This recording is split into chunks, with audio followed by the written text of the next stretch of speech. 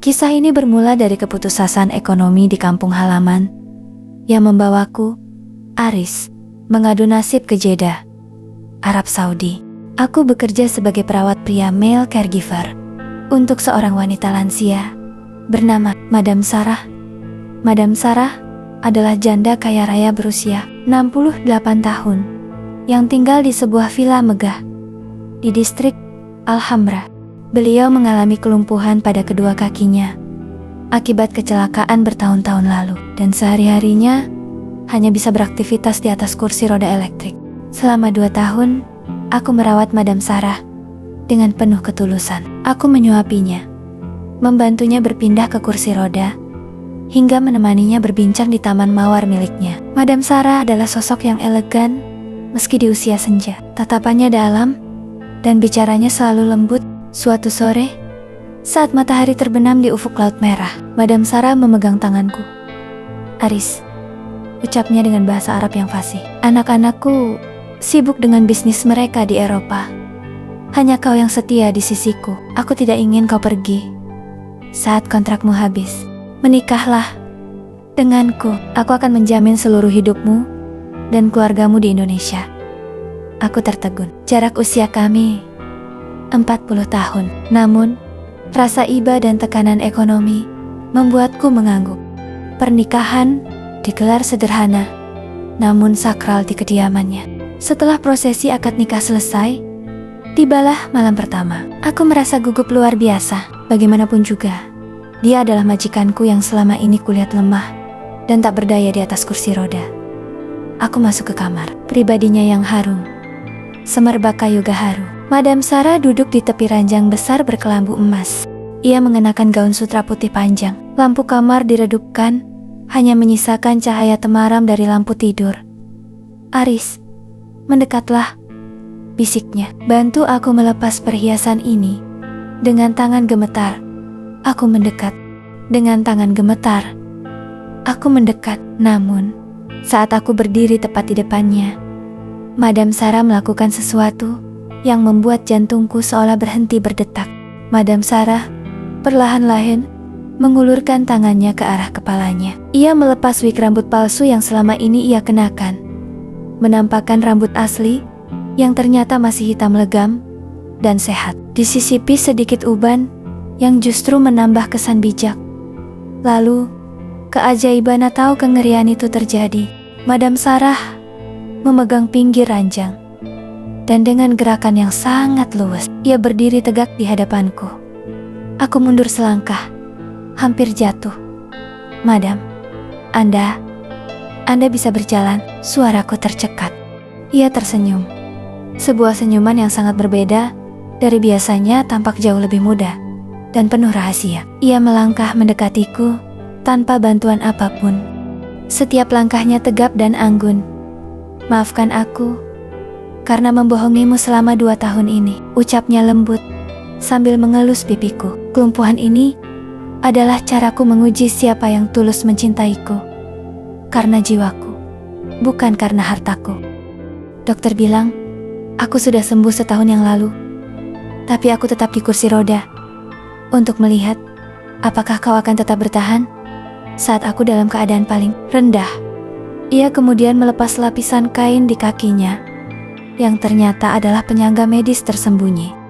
Saat ia berdiri tanpa beban, aura nenek tua yang selama ini melekat padanya seolah luntur. Di balik usia 68 tahun, Madam Sarah ternyata masih menyimpan sisa-sisa kecantikan bangsawan Arab yang luar biasa.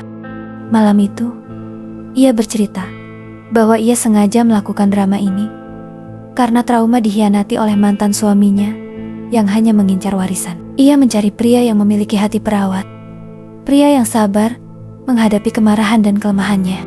Malam ini, kau bukan lagi perawatku, katanya sambil menatap mataku tajam. Kau adalah suamiku. Dan kursi roda itu, biarlah ia menjadi saksi sejarah bahwa cinta bisa datang dari pintu yang paling tidak terduga.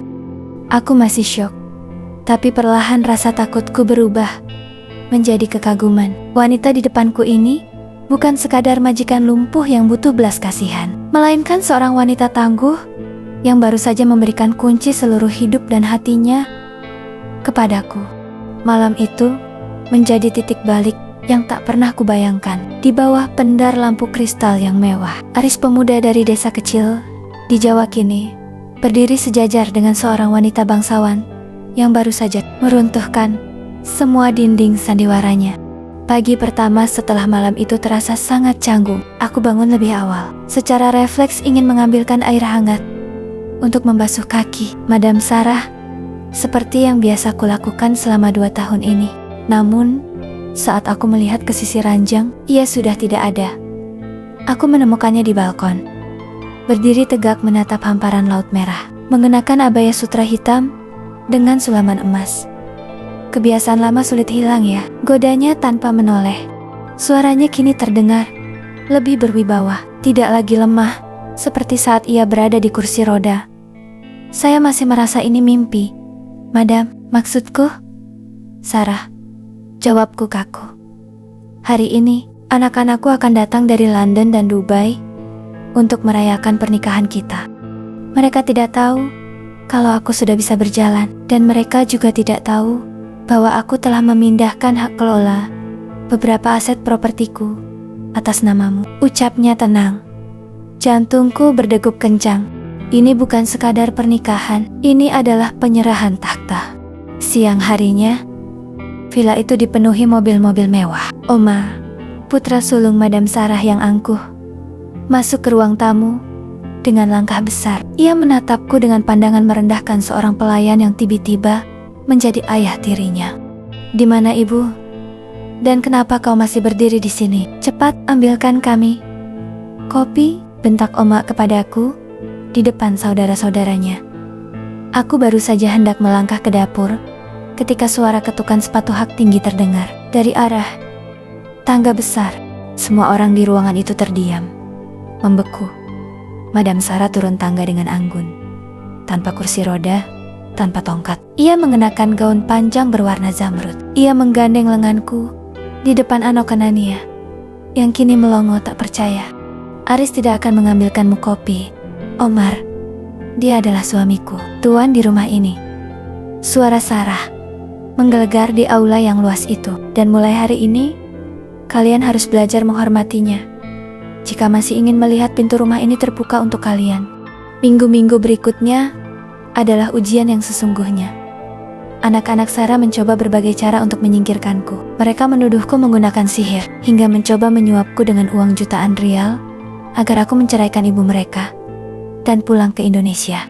Suatu malam, Oma mendatangiku secara pribadi. Ia menyodorkan koper berisi uang. Ambil ini, tinggalkan ibuku. Dia hanya terobsesi padamu karena dia kesepian. Kau hanya seorang perawat. Jangan mimpi menjadi bangsawan. Aku menatap uang itu, lalu menatap foto pernikahan kami di dinding.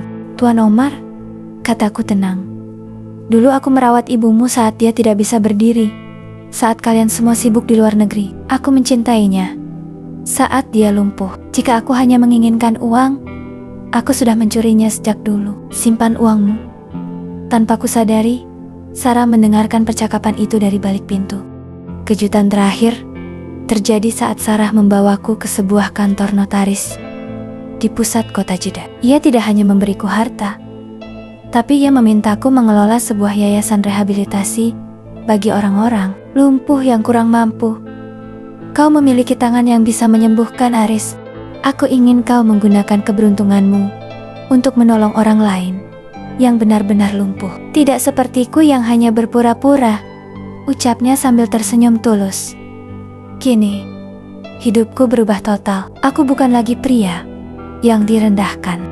Aku berdiri di samping wanita luar biasa yang mengajariku bahwa cinta sejati seringkali bersembunyi di balik ujian yang paling berat. Di depan masyarakat Jeddah, kami dikenal sebagai pasangan yang kontroversial. Namun bagiku, dia tetaplah wanita yang sama yang dulu ku bantu duduk di kursi roda. Namun kini justru dialah yang membantuku berdiri tegak menghadapi dunia. Pertikaian dengan anak-anak Madam Sarah ternyata hanyalah awal dari badai yang sesungguhnya. Konflik memuncak ketika Oma, yang merasa hak warisnya terancam, mulai melakukan tindakan nekat. Namun, Di balik itu semua, ada satu keinginan terpendam Madam Sarah yang belum terpenuhi. Melihat tanah kelahiran suami mudanya. Setelah insiden penolakan suap itu, suasana di villa semakin mencekam. Omar mencoba menggugat pernikahan kami ke pengadilan syariah dengan alasan ibunya sudah tidak stabil secara mental. Disinilah aku melihat kekuatan asli Madam Sarah. Ia tidak hanya kaya, ia cerdas. Aris, katanya suatu malam, sambil mengemasi beberapa perhiasan ke dalam tas kecil. Kita tidak bisa tenang di sini. Untuk sementara, bawalah aku ke tempat yang sering kau ceritakan. Tempat di mana sawah menghijau dan suara azan terdengar dari surau kayu. Bawalah aku ke Indonesia. Malam itu juga, dengan bantuan koneksi lama Sarah, kami terbang menuju Jakarta, lalu melanjutkan perjalanan darat menuju sebuah desa terpencil di Jawa Tengah. Bayangkan kegemparan yang terjadi ketika sebuah mobil mewah memasuki jalanan desa yang sempit dan berhenti di depan rumah kayu ibuku. Aku turun, lalu membukakan pintu untuk seorang wanita asing yang sangat cantik, elegan, dan mengenakan kain sutra mahal. Warga desa berkerumun. Mereka mengenalku sebagai TKI yang sukses, tapi mereka tak menyangka aku pulang membawa majikan yang kini menjadi istriku. Ibuku sempat gemetar saat Sarah mencium tangannya dengan taksim. Meski terkendala bahasa, Sarah menggunakan bahasa kalbu. Ia memberikan sebuah kalung permata kepada ibuku sebagai tanda hormat. Di desa itulah, untuk pertama kalinya, Sarah benar-benar melepaskan atribut kebongsuannya. Ia belajar memakai kain sarung, belajar memasak sayur lodeh, dan duduk lesehan di lantai kayu rumah kami. Di sini aku merasa hidup. Aris, bisiknya, saat kami duduk di beranda, melihat kunang-kunang di Jeddah. Orang melihatku sebagai tumpukan emas. Di sini, aku hanya seorang istri dari pria baik bernama Aris. Namun, ketenangan itu terusik. Suatu sore, 3 pria berpakaian safari dengan perawakan Timur Tengah muncul di depan rumah ibuku. Itu adalah orang-orang suruhan Omar. Mereka membawa dokumen paksaan agar Sarah menandatangani penyerahan seluruh asetnya di Arab Saudi dengan imbalan keamanan kami di Indonesia. Tanda tangani ini, ibu atau pria ini akan membusuk di penjara atas tuduhan penculikan dan penipuan. Ancam salah satu dari mereka dalam bahasa Arab yang kasar. Aku berdiri di depan Sarah, melindunginya. Kalian tidak punya kekuasaan di sini, teriakku. Tetapi Sarah justru melangkah maju. Ia mengambil pulpen itu dengan tenang. Saat itulah, aku melihat betapa hebatnya wanita ini. Ia tidak menandatangani dokumen itu, melainkan mengeluarkan sebuah ponsel satelit dan menghubungi seseorang yang selama ini ia rahasiakan. Jenderal Khalid, salah satu petinggi keamanan di Saudi, yang ternyata adalah adik kandung mendiang suaminya, yang sangat ia percayai. Ternyata, selama ini Sarah sudah menyiapkan jebakan. Ia sengaja membiarkan Omar bertindak jauh agar ia punya bukti upaya pemerasan dan ancaman pembunuhan. Hanya dalam waktu 24 jam, orang-orang suruhan itu dideportasi dan ditangkap setibanya di bandara. Omar dan saudara-saudaranya yang lain dibekukan asetnya oleh pengadilan Saudi atas laporan penggelapan dana perusahaan. Keluarga yang ditemukan oleh tim audit rahasia Sarah. Setelah badai berlalu, Sarah memutuskan untuk menetap lebih lama di Indonesia. Ia membangun sebuah masjid megah dan sebuah klinik kesehatan gratis di desaku. Aris, ucapnya, di suatu senja yang indah. Dulu kau merawat kakiku yang pura-pura lumpuh. Sekarang, biarkan aku membangunkan fondasi yang kokoh untuk masa depan anak-anak kita nanti jika Tuhan mengizinkan di usiaku yang senja ini. Atau setidaknya, untuk anak-anak di desamu. Aku menyadari bahwa malam pertama yang membuatku syok itu bukanlah sebuah akhir, melainkan gerbang menuju pengabdian yang lebih tinggi. Aku tidak lagi melihatnya sebagai wanita 68 tahun yang kaya raya, tapi sebagai guru kehidupan yang mengajarkan bahwa cinta yang tulus akan selalu menemukan jalan pulang. Sejauh apapun ia terbang melintasi benua. 1 tahun telah berlalu sejak badai konflik keluarga itu mereda. Kehidupan kami di desa kini jauh dari hiruk pikuk kemewahan Jeddah. Namun, Ada satu hal yang terus mengusik batin Sarah.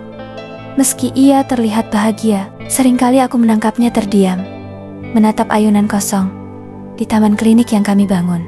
"Aris," ucapnya suatu malam.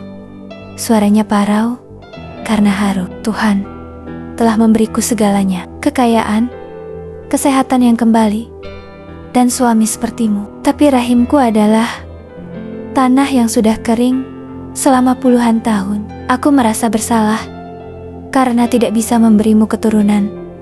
Aku menggenggam tangannya erat. "Sarah, kehadiranmu saja sudah cukup bagiku. Kau adalah duniaku." Namun, Sarah bukan wanita yang mudah menyerah. Dengan segala kekayaan dan kemajuan teknologi medis, ia memutuskan untuk menjalani program bayi tabung IVF yang sangat berisiko bagi wanita seusianya. Banyak dokter di Jakarta yang menolak karena faktor keselamatan. Namun ia tetap bersikeras. "Ini adalah bentuk pengabdian terakhirku padamu," bisiknya. 9 bulan kemudian, sebuah keajaiban yang oleh para medis disebut sebagai mukjizat medis terjadi. Di sebuah rumah sakit di Jakarta, dengan pengawasan tim dokter terbaik, Sarah berjuang antara hidup dan mati. Aku berdiri di sampingnya, mengenakan baju operasi. Tak henti-hentinya membisikkan ayat-ayat suci di telinganya. Saat tangisan bayi pecah di ruang operasi itu, air mataku tumpah, tak terbendung. Seorang bayi laki-laki, dengan kulit bersih dan mata yang tajam seperti ibunya, lahir ke dunia. Kami menamainya Fajar, sebagai simbol cahaya baru yang terbit di masa tua. Namun, kondisi fisik Sarah melemah drastis setelah persalinan. Ia sempat koma selama 3 hari. Di saat-saat kritis itu, aku terus memegang tangannya, mengulangi rutinitas yang dulu kulakukan saat aku masih menjadi perawatnya, memijat kakinya, membisikkan cerita-cerita lucu, dan menjaganya tanpa tidur.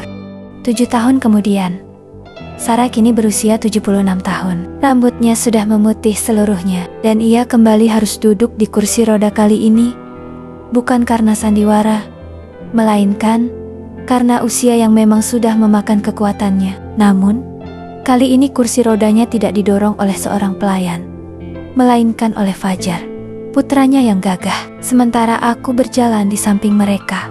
Suatu sore di tepi pantai pribadi yang kami miliki di Indonesia, Sarah memintaku menghentikan kursi rodanya. Ia menatap matahari yang perlahan tenggelam, membiarkan cahayanya yang jingga menerpa wajahnya yang mulai keriput, namun tetap memancarkan aura bangsawan. "Aris," panggilnya dengan suara yang sangat pelan. "Lihatlah matahari itu. Ia indah justru saat ia hendak terbenam. Begitu juga hidupku. Aku lahir di padang pasir yang panas, tapi aku menemukan kesejukan di tanganmu."